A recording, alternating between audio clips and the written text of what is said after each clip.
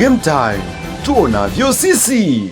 Liverpool, kitendo cha Chelsea kupata draw dhidi ya Liverpool ilikuwa ni mkanganyiko kwa sababu ni pipa na mfuniko, lakini kama Liverpool wangecapitalize zile chances walizokuwa wamezipata, probably game ingekuwa kufika mbali. Unakuaje unasema sisi na Chelsea ni pwagu na upwaguzi? Tuko nafasi ya 4, wao wako nafasi ya 9.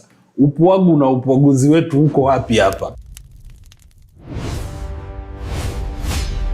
Game time, tuonavyo sisi. Bwana, ni weekend nyingine tena ya Game Time ya Dimbani Connect. Bwana, wanasema kwamba unaweza ukawa na kila kitu kwenye maisha, lakini historia ya nyuma ikakuhukumu kwa kiasi kikubwa sana na ukakuta unapoteza vingi kweli kweli kwenye maisha hivi sasa. Sasa jambo hili linaweza likatokea weekend hii kwenye mechi ya Chelsea dhidi ya Manchester City. Manchester City ana kumbukumbu ya kupoteza finali ya UEFA Champions League. Je, ili unadhani Chelsea anaweza likamponyesha ama likawa ni tiba kwa Chelsea kuchukua FA Cup pale Uingereza? Jambo la kusubiri na kuona, na Game Time imekuandalia mambo mengi kweli kweli kuhusiana na mechi hii na michezo mingine ambayo inakwenda kuchezwa weekend hii. Jina langu ni Andrea Masawe. Nipo vizuri kabisa na School Sensei hapa pamoja na Moro King. Wapo vizuri kwa ajili ya kukupa yale yote ambayo amekuandalia ndani ya Game Time. Bwana, mpo vizuri? Niko vizuri, ila usisahau kwenye historia hapo kuna timu imepoteza finali 3 za FA. Oh, sababu tunaongelea FA. Yes. Kwa hiyo usisahau. Usisahau tu hilo. Niko vizuri sana na usisahau kwenye hizo finali 3 walizopoteza kuna finali moja ambao Aubameyang alifunga goli 2. Na kuna moja katika hizo 3 ambao ni Kepa. Ile FA, ile ya Kepa kupiga mpira ukaenda nje ya dunia. Sidhani kama ile ni FA, ile ilikuwa Carabao. Bahati yao. Mbona mnashambulia sana? Tunasema tu. Hizi shida zinazopitia leo hii zinamalizika weekend hii. Okay. Kuna timu msimu huu haina kombe. Hata moja na haipo kwenye nafasi yote ya kuchukua kombe msimu huu. Wanasema kama wishes zingekuwa zinaongea, farasi wangekuwa na mabawa. Kuna timu fulani hivi na yenyewe kwanza wana ligi iko nafasi ya 9. Kuna uwezekano hata wana michuano ya Ulaya msimu ujao wasiwepo. Nazungumzia timu ambao kwenye possible point 29 kwenye PL amechukua point 4. Sitaki kusema zaidi lakini tuachie hapo. Timu ambao kuanzia match moja mpaka leo imeshinda mechi moja na kudraw moja EPL. Ndio hiyo unaoizungumzia. Hiyo. Nami naizungumzia klabu bora duniani hivi sasa. Klabu ambayo ina kombe la dunia kwa upande wa vilabu hivi sasa. Kombe la dunia ambalo halitaongelewa tena mpaka miaka 4 ijayo. Kama World Cup. Na mtaendelea kuiiba Chelsea kama bingwa World Cup. Sisi hatujaongelea Chelsea. Hiyo sana. Hiyo sana. Bwana, karibu tuzungumzie game ya FA Cup ya Chelsea dhidi ya Manchester City. Bwana, Chelsea wamemtoa Rosinia pale. Baada ya Maresca, Rosinia ameonekana hatoi chochote ndani ya Chelsea. Ameamua kuondolewa. I think baada ya Rosinia kuondoka kuna kitu fulani kimebadilika ndani ya Chelsea. Kuna kitu kimebadilika. Nadhani unaona hivyo, kuna kitu kimebadilika. Dhidi ya Manchester City ananiangalia kama hakuna kilichobadilika. Unalazimisha kwamba kuna kitu kimebadilika. Kuna chochote ambacho kimeongezeka ndani ya Chelsea ambacho kitawasaidia kwenye mechi dhidi ya Manchester City baada ya Rosinia kuondoka? Na kuhakikishia hakuna kilichobadilika dhidi ya Chelsea. Kwa kifupi, dhidi ya Manchester City hakuna kilichobadilika. Kwanza dhidi ya Liverpool hakuna kilichobadilika, dhidi ya Nottingham Forest. Liverpool, kitendo cha Chelsea kupata draw dhidi ya Liverpool ilikuwa ni mkanganyiko kwa sababu ni pipa na mfuniko, lakini kama Liverpool wangecapitalize zile chances walizokuwa wamezipata, probably game ingekuwa kufika mbali. Unakuaje unasema sisi na Chelsea ni pwagu na upwaguzi? Tuko nafasi ya 4, wao wako nafasi ya 9. Upwagu na upwaguzi wetu uko wapi hapa? Kwenye utaratibu wa kwa sababu sisi hapa at least tuseme sisi na Aston Villa ndo pwagu na upwaguzi. Sisi tukishinda Aston Villa anapoteza. Tukidhani Aston Villa anakuja kushinda anapoteza. Tukidraw Villa naye anadraw. Labda niweke hivi, nikisema pipa na mfuniko, wote mnajua kwenye zile big games nini kinawakuta. Umetoka kufa na City, umetoka kufa na Man U. Chelsea hajamfunga big team yoyote msimu huu, nitajie. Hamna. Labda Aston Villa. Ndio hicho nachokuambia. Yaani inapokuja pipa na mfuniko kwenye big games, ndio walikutana. Lakini tutoke huko kwenye pipa na mfuniko tuende kwenye reality, jinsi ya game inavyokuwa dhidi ya Manchester City na Chelsea. Chelsea kaingia finali takriban 18 za FA. Na amefanikiwa kushinda final 8. City kaingia takriban 10. Basi nimeelewa. Hapo hamna draw kwenye finali bro. Ni kula chuma tu. Na City ameingia kwenye finali za FA mara 14 na ameweza kubeba mara 7. Lakini Chelsea ndo ameingia mara nyingi hapa nyuma. Kupoteza dhidi ya Arsenal, nakumbuka ndo last time ambapo alifungwa goli 2-1. City recently alikula chuma against Crystal Palace goli la Eberechi Eze ya 1-0. Kwa hiyo wote wanaingia finali wakiwa recently hawajapata matokeo mazuri kwenye kombe hicho. Lakini and I think kabla ya hapo Manchester City alipoteza dhidi ya Manchester United. Kombe pekee la Erik ten Hag ya 2-1. Yes, nakumbuka. So City anaingia akiwa na finali 2 amepoteza recently za FA. Chelsea naye anaingia akiwa amepoteza finali 3 recently za FA. So anaingia ni watu ambao hawana ujuzi wa kubeba kombe la FA. Nikukumbushe, timu inaongoza kubeba makombe mengi ya FA ni Arsenal ambayo imechukua mara 14. Inafuatiwa na Man U ambao amechukua mara 13 na mara yake ya 13 ndo alimfunga City. So mnakutana watu ambao kwenye FA ni underdog. Chipukizi. Yes, ni chipukizi. Lakini kwenye weight ya kikosi bado na experience ya kocha na individual talent sioni Chelsea wakiwakaribia Manchester City kwa sasa hivi. Hata ukianza vikosi vyote viwili ukafanya combine, sioni mchezaji wa Chelsea ambaye anaweza akachipukia kuingia kwenye kikosi cha combine kati ya Manchester City na Chelsea. Kwa mchezaji wa Chelsea ambaye anaweza akaingia hivi sasa. Yes, kama yupo naomba nitajie. Nimefungua maoni na nimefungua kujifunza. Nimefungua sanduku la maoni, liko wazi. Niambie kwenye kikosi cha Manchester City sasa hivi mchezaji gani wa Chelsea anaweza akapenetrate pale? Enzo anaweza akapenetrate. Ambao utamweka nani nje? Just kuingia kwenye kikosi moja kwa moja. Anaweza akaanza kama squad. Mimi nazungumzia kwenye first 11. Wachezaji wa City wako 11 hapa, wa Chelsea wako 11. Tunatengeneza combine. Tumtoe nani wa City ili mchezaji wa Chelsea aingie? Kivyovyote. Enzo anapata nafasi kwenye timu yoyote Uingereza. Sawa. Pale kwenye kikosi cha City unamweka nani nje ili Enzo acheze? Nikurahisishie. Utamweka Bernardo Silva nje ili acheze Enzo? Achana Bernardo. Au utamweka Rodri ili acheze?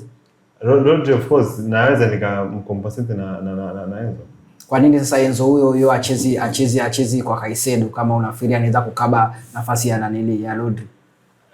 World class player Enzo Fernandez. Sawa, ndo anacheza nafasi ya nani? Ukiangalia anayofanya Rodri uwanjani na anayofanya Enzo Fernandez havitofautiani sana. Sawa, Rodri anacheza namba gani? Yule ni defensive midfielder. Yes. Enzo anacheza namba gani? Anaweza pia kucheza defensive midfielder. Kwa nini acheze defensive midfielder Chelsea lakini anacheza Caicedo? Kwa sababu vikosi pia havija balance. Kwa hiyo wewe na knowledge yako ya football, ukipewa ucheze defensive midfielder kati ya Enzo na Rodrigo, utamjaa Rodri akae mkeka Enzo aanze? Sijasema of course anaweza kumpa Rodri nafasi, lakini si swala la kusema kwamba basi ukiwa hauna Rodri na una kwenye squad yako yupo Enzo utakuwa na wasiwasi ndani. Kwa nini sasa usiwe na Rodri wakati Rodri ni mchezaji wa Man City? Lakini anyway ndo hapa Joti anasema basi sawa. Kwenye kikosi chako cha combine basi tunakupa kwamba Enzo amepenetrate. So kwa Robert Sanchez atoke, Donnarumma atoke, aingie Robert Sanchez. Yes. Au yule nani anaanzaga dogo yule nani Trafford basi akae mkeka ili Sanchez acheze. Kama ni hivyo sawa. Sasa katika wachezaji 11 unapata mchezaji mmoja ana penetrate. Bado dominance ya City ni kubwa sana. Na ndo hivyo kinachokwenda na mchezaji wao anaitwa Hato. Kinaenda kutokea finali. Na Hato by the way, Hato alikuwa mchezaji mzuri sana kipindi yuko Ajax. Alikuwa anacheza vizuri sana chini akiwa yeye, akiwa Timber, akiwepo Martinez yule wa Man U. Ile ilikuwa ni Ajax ambayo pale chini ilikuwa ina watu wazuri. Lakini the moment Hato ametoka Ajax amekuja Chelsea, ni yale ya Gittins na Borussia Dortmund. Kacheza finali vizuri sana ya na against Real Madrid, kafika Chelsea unamtoa Erling Haaland unamweka mchezaji wao Liam Rosinia Liam Delap. Ni ngumu, lakini tusi roll out Chelsea kwa sababu ile ni finali.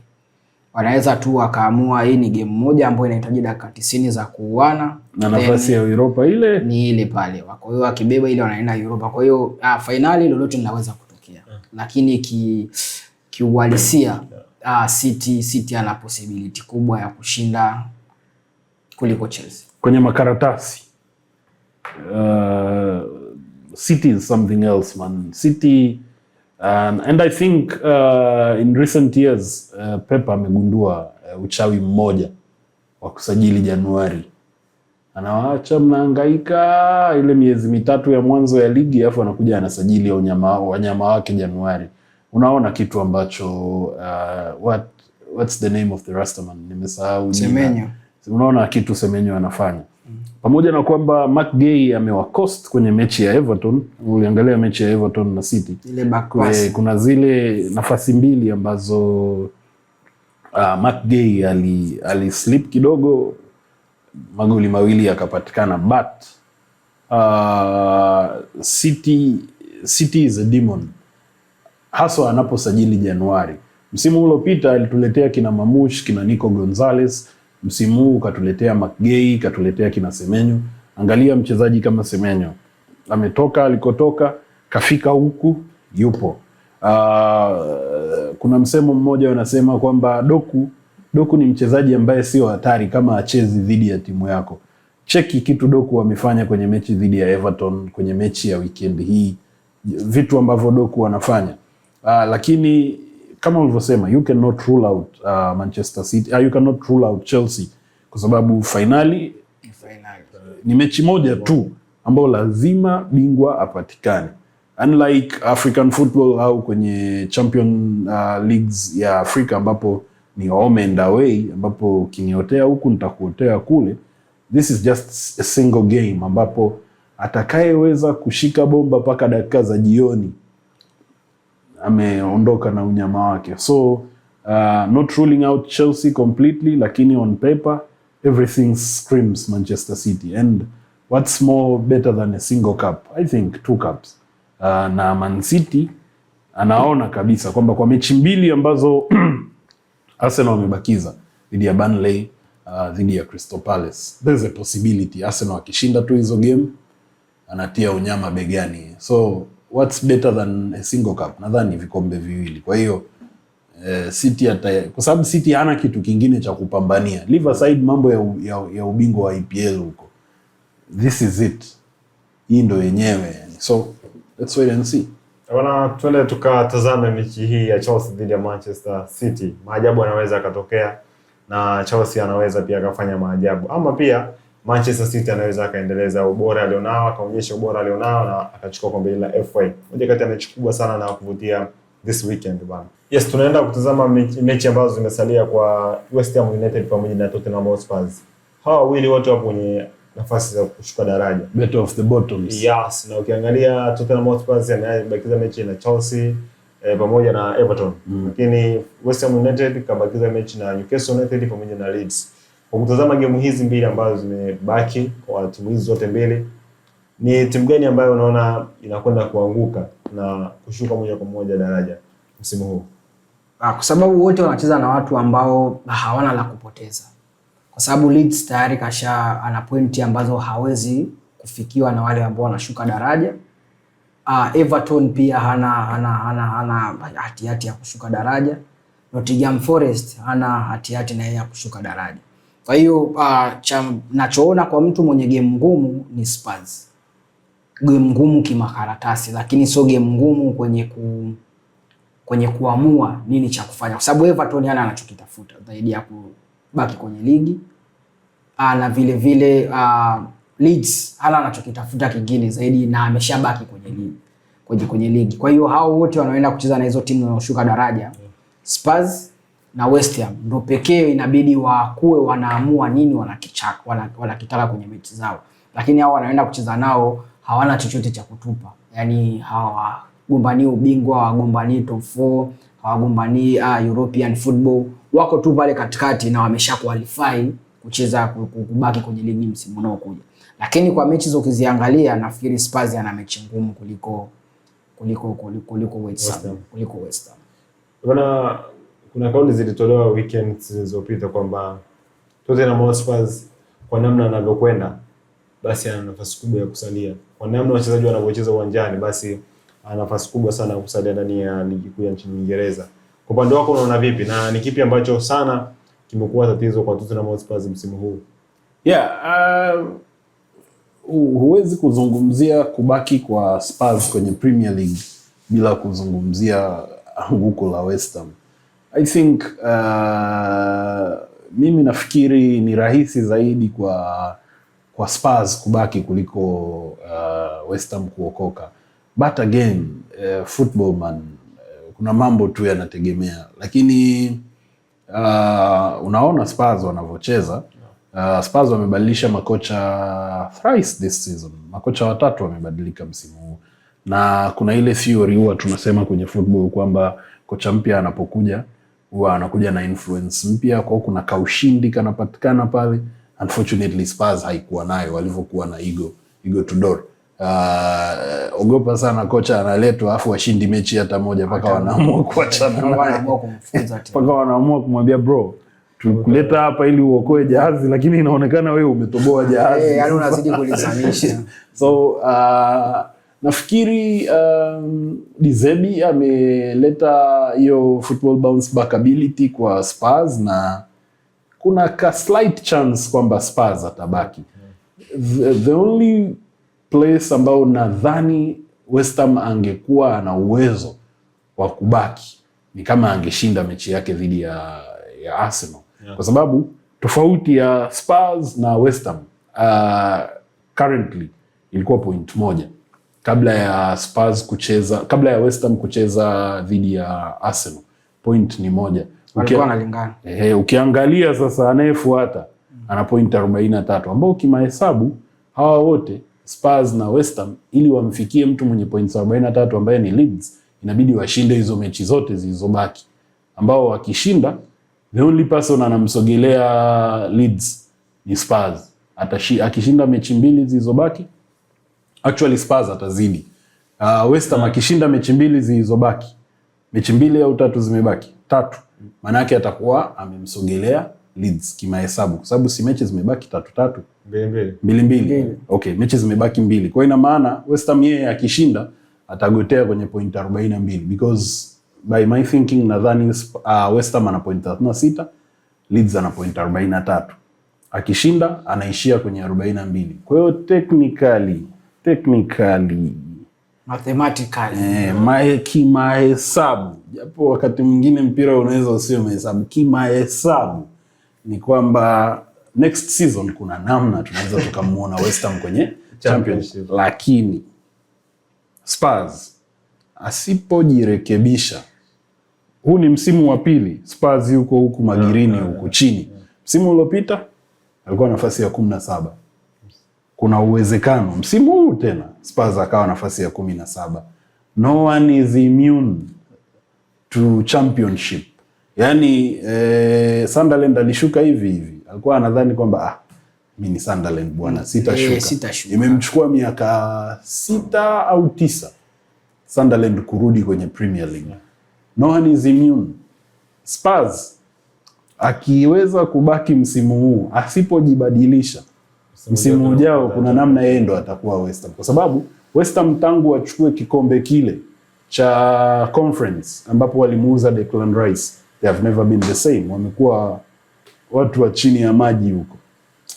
Bwana, huo ni michezo miwili ambayo inaenda kuchezwa kati ya West Ham na wapinzani wengine, lakini Tottenham Hotspur pia akiwa uwanjani dhidi ya Everton pamoja na Leeds pamoja na Chelsea.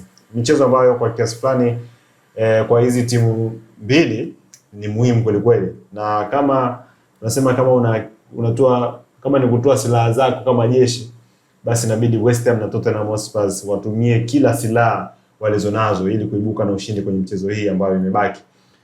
Weekend hii kuna mechi nyingi kweli kweli. Bali na Newcastle United dhidi ya West Ham United, kuna mechi ya Wolves dhidi ya Fulham, Leeds dhidi ya Brighton, Everton dhidi ya Sunderland, Brentford dhidi ya Crystal Palace. Kuna mechi ya mapema kabisa Jumapili mapema saa 8:30, Manchester United dhidi ya Nottingham Forest. Kwa ufupi kabisa sasa mechi kwa Manchester United wanauendea vipi, kwa sababu wote wapo kwenye comfort zone. Manchester United yupo kwenye comfort zone, Nottingham Forest yupo kwenye comfort zone pia. Kipi ambacho tunaweza tukakiona kwenye mechi hii?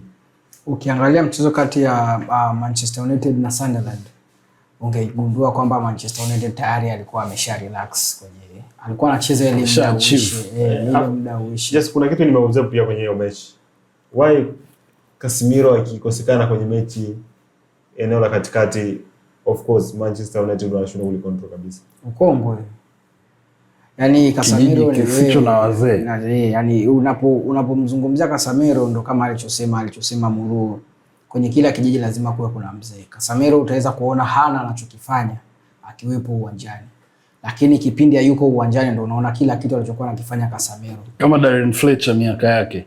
Kwa sababu yeye kwanza ukiachana muhimili wa juu, step moja juu ya mabeki, pia ni mtu ambaye anawakumbusha wachezaji wenzake nini cha kufanya. Ile leader mentality anayo. So kwa Dimbo ukiwa na mtu kama Maino tu, ni mtoto ambaye anahitajika maelekezo ili aweze kufanya. Talent wise Maino anaweza kuwa yuko juu zaidi ya Casemiro, lakini ile experience ya Casemiro kumkumbusha majukumu, wakina Maguire nini cha kufanya. Casemiro ni mtu anayenusa hatari na akusaidii kwenye kukaba tu. Ana magoli 9 sasa hivi Casemiro kwenye msimu huu wa ligi. Kwa hiyo hata kwenye magoli ana add vitu pia kwenye kufunga na kwenye kuassist. Ndio kitu alichokimisi Manchester United game against Sunderland. Na kingine, game against Sunderland ndo alikuwa anaonyesha anahitaji game zaidi kuliko Man U, kwa sababu Man U tayari ameshakipata alichokuwa anakitaka, kucheza Champions League.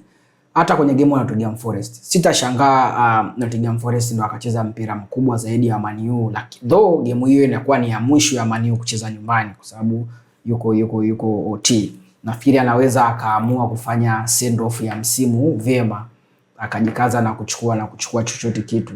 So lakini bado sioni akitumia nguvu kubwa, kwa sababu na yeye inabidi sustain watu wake kwa ajili ya kuandaa na pre-season.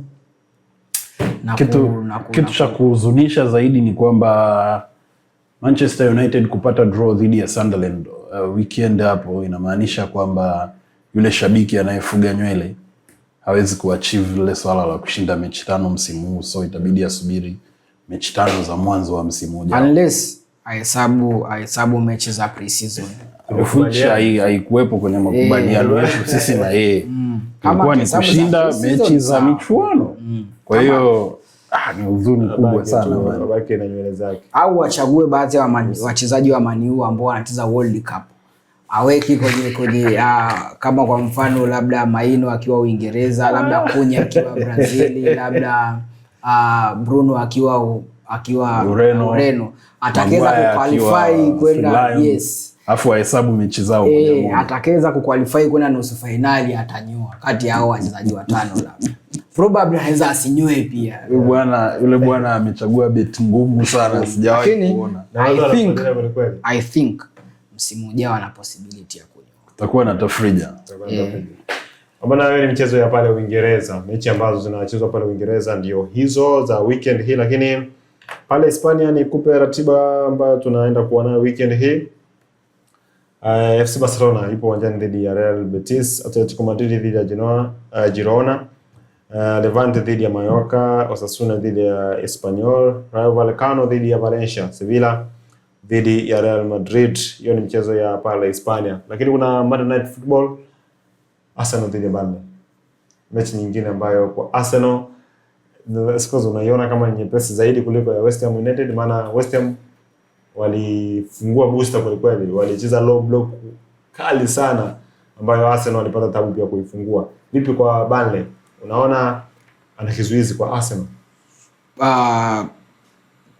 Kwa hizi game 4 ambazo Arsenal wamecheza na kupata matokeo, sioni Burnley akiwa ni kikwazo chochote cha Arsenal akiwa nyumbani kwa sasa, unless mambo ya mpira yatokee. Lakini kwa Arsenal hii ambayo inajikita kwa hizi mechi 2 kujiandaa kucheza finali against PSG, hizi zinakuwa ni kama game za mapambano ya utangulizi watu wanasema. Kwa hiyo against Burnley nyumbani naona ushindi wa moja kwa moja kwa Arsenal, na ushindi ambao kwa namna moja au nyingine unahitajika ushindi wa magoli mengi, kwa sababu huwezi kujua Manchester City au game ya mwisho against Crystal Palace matokeo yatakuwaje. So the only way ya Arsenal kuhakikisha utaratibu unakwenda vipi ni kumfunga magoli mengi Burnley, kitu ambacho sio rahisi kwa sababu na wao pia wanaingia vitani, japokuwa wao hawana cha kutafuta. Wako pale kukamilisha ratiba, lakini ugopa kucheza na mtu ambaye hana la kupoteza. Kwa hiyo yuko pale kuhakikisha muda unasogea, wewe humzidi, yeye hakuzidi, ana enjoy the game. Umeangalia game ya Arsenal umiza wengi sana. Wanao. Umeangalia game ya West Ham dhidi ya Arsenal. Siwezi kuacha kukosa hizo game. West Ham walikuwa hawana cha kupoteza zaidi ya points. Kwa hiyo wao ndo walikuwa wanaitaka ile game zaidi. Kweli. Arsenal walikuwa wanatumia tu zile moments kwamba sometimes seniority kwenye mpira wa miguu ni kitu kikubwa sana. Ndicho walichofanya Arsenal over the weekend, kwamba waliwaacha West Ham wacheze wanavyocheza, alafu those few moments walizozipata walitafuta tu namna wakacapitalize. Caution ni kwamba kuna kitu Waswahili wanasema maiti kung'ang'ania mwoshaji. On paper Burnley hana cha kupoteza hata akifungwa 18. Lakini sometimes wanasema kufa Kijerumani, kufa na tai shingoni. I don't really think kama Burnley ana msuli wa kumzuia Arsenal. Arsenal anayetaka ubingwa. Lakini game management ya Arteta inanishangaza sana. Yaani sometimes najiuliza kwamba Arteta kweli yuko serious na ubingwa, kwa sababu ukiangalia reference ya game dhidi ya West Ham kuna substitution ambao unaangalia unasema okay, anyway, ngoja tuone. Mind you, Arsenal anaenda kucheza, yani hiyo wiki Arsenal anatakiwa acheze finali ya Champions League ambayo anacheza dhidi ya PSG, ambayo tunajua PSG jinsi ambavyo Ligue 1 inaendeshwa. Wanaweza wakaamua tu kupumzisha, yani wakaamua kusogeza mechi kama walivyofanya dhidi ya Liverpool. Mechi yao nadhani na Stade Reims ilisogezwa mbele ili wachezaji wapate nafasi. Sasa Arsenal hawana hiyo luxury. Man City wameomba hapa game yao isogezwe mbele, imeshindikana. I think pamoja na kwamba kuna uwezekano Arsenal wakanyanyua makwapa msimu huu, lakini tahadhari ni muhimu sana. Tahadhari ni muhimu ndani ya Arsenal. Kumbuka weekend iliyopita kuna mtu mpaka dakika za jioni watu walizima TV, watu walizima kompyuta, watu walizima simu kwa sababu tu ya kuogopa kufanana alama na Manchester City, na ndio ilikuwa game yenu. I think mimi nitazama ile game kama game ya mwisho ngumu kwa Arsenal kwenye EPL. Na itazama Arsenal kwa ngumu kweli sasa kama bingwa wa EPL. I think hayo yatakwenda kutokea. Tuwape watu fedha weekend hii. Tunaanza na game kubwa, Chelsea dhidi ya Manchester City. I think kila timu itapata goli, lakini City atashinda. Mpe City score goli 2. Game ya Manchester United dhidi ya Nottingham Forest. Early kick-off. Both teams to score. Under 3.5. Barcelona Real Betis. Barcelona. Real Betis mpe ashinde ya suluhu. Unaweza kuwakimbia mabingwa. Hawana la kupoteza Barcelona, hawana kombe lingine la kucheza. Kombe wanacheza wameshachukua, then what? Utawapa nafasi kina nani? Then what? Achumpong wa Barcelona wacheze. Sevilla, Real Madrid. Madrid na yeye pia ana nyuma yake amfikii kwa pointi kwa game mbili zilizobakia au over 1.5. Sasa anachukua ubingwa wa kibabe sana. Kibabe sana. Yaani anachukua ubingwa sehemu wewe huna cha kupoteza, wewe huna cha kufanya. Real Madrid hata ashinde mechi zote zilizobaki, afu Barcelona apoteze zote, bado afiki zile points. Haiwezekaniki. Kwa sababu kaacha pointi 14. Mpe Real Madrid moja kwa moja. Basi tuwafeve Newcastle, West Ham. Wow. Igimo kimkakati. West Ham wana hali ngumu sana bro. Atapambana lakini Newcastle naye hana matokeo, kwa hiyo ampa Newcastle. Mpe West Ham score goli moja. Bwana, hizo ni tabiri za Scotland pamoja na Moro King. Bwana, mimi nakwambia mpe Manchester City anachukua ubingwa wa FA. Barcelona dhidi ya Real Betis weka over 1.5. Sevilla dhidi ya Real Madrid weka over 1.5. Mechi ya Newcastle dhidi ya West Ham United over 1.5. Kuna game nyingine nimesahau. Nadhani nimezitaja zote. Yeah. Bwana, hiyo ni mchezo ambao Manchester United dhidi ya Nottingham Forest. Mpe Manchester United goli moja. Hiyo ni mchezo ambao inachezwa weekend hii. Siko Sensei yupo vizuri, Moro King yupo vizuri na tulikuwa nao toka mwanzo wa kipindi hiki mpaka tumefikia tamati ya Game Time. Sasa tufuatilia kupitia mitandao yetu ya kijamii. Fuatilia Game Time kupitia Dimbani Connect kwenye mitandao yote ya kijamii, Facebook, Instagram, Twitter, zamani X pamoja na TikTok kwa jina la Dimbani Connect. Unapata clip zote, lakini episode nzima ipo YouTube kwa jina la Dimbani Connect. Mimi ni Andrea Masawe. Nadhani upo kwenye mitandao ya kijamii pia @skills_sensei. Yeah, hapo unapata X zamani Twitter na pia Instagram skills_sensei. Mimi napatikana kwenye Instagram kama Moro_, lakini X zamani Twitter napatikana kwa jina la @MoroKing. Bwana, tumependezeshwa na nani? Unaona Jez Kali? Yeah, Jez Kali nyama huu tumepata kupitia 45 Minutes Store. Wanapatikana Instagram, Twitter kama 45 Minutes Store, 45 Minutes Store au 45 Stores. Wako Instagram, pita pale, wanapatikana mtaa wa wanapatikana Kariakoo. Cheki kwenye mitandao yao yote ya kijamii 45 Minutes Store au 45 Store, upate unyama kwa bei elekezi. Na tunaenda kwenye kombe la dunia. Yeah.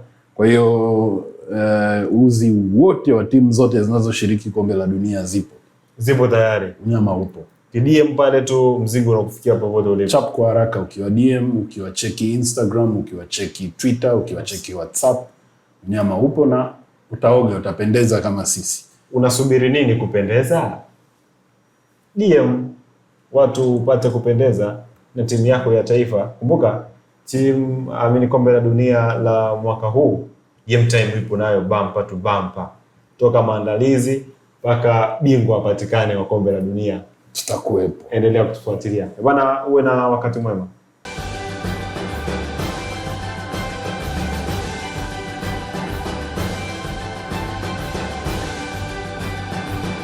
Game Time, tuonavyo sisi.